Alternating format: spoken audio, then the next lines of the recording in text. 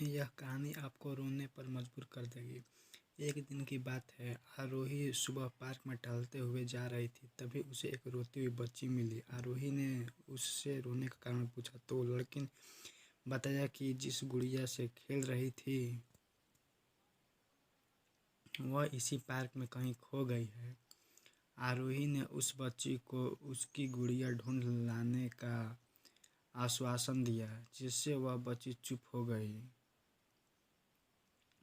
आरोही ने गुड़िया ढूंढने के लिए समय मांगी और फिर दूसरे दिन गुड़िया लाने का वादा करके वहां से चली गई।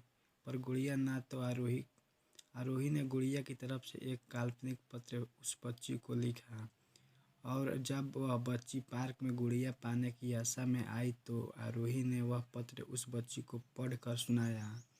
पत्र इस प्रकार था, कृपया रोने मत, मैं समय समय पर उस गुड़िया के बारे में तुम्हें लिखती रहूँगी, बस तुम रोना मत। अब आरोही रोज उस खोई हुई गुड़िया की तरफ से काल्पनिक पत्र लिखने लगी और लगभग रोज उस बच्ची को पढ़कर सुनाती, जो कि यात्रा का काल्पनिक वर्णन हुआ करता था।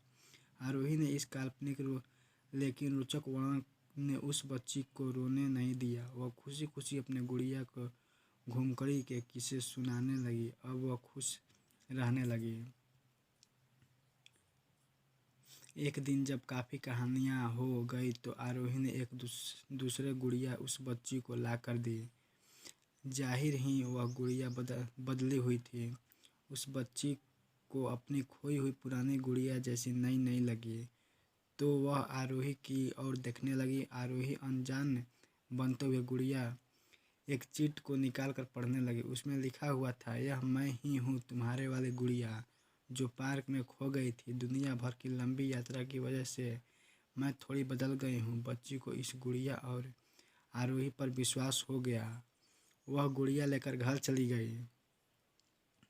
वर्षों बाद जब वह बच्ची बड़ी हो गई तो एक दिन वह अपनी अलमारी में कुछ ढूंढ रही थी, तो उसका ध्यान उसी गुड़िया पर गया जो आरोही ने उसे दी थी। बचपन की बातें याद करके वह हंसने लगी। उसे सब समझ आ चुका था कि आरोही ने कैसे उसका मन रखा।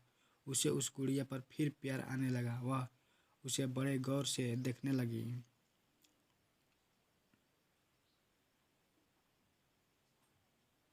तभी उसकी नज़र गुड़िया की फ्रॉक की आस्तीन में छुपे एक छोटे से पत्र पे गई।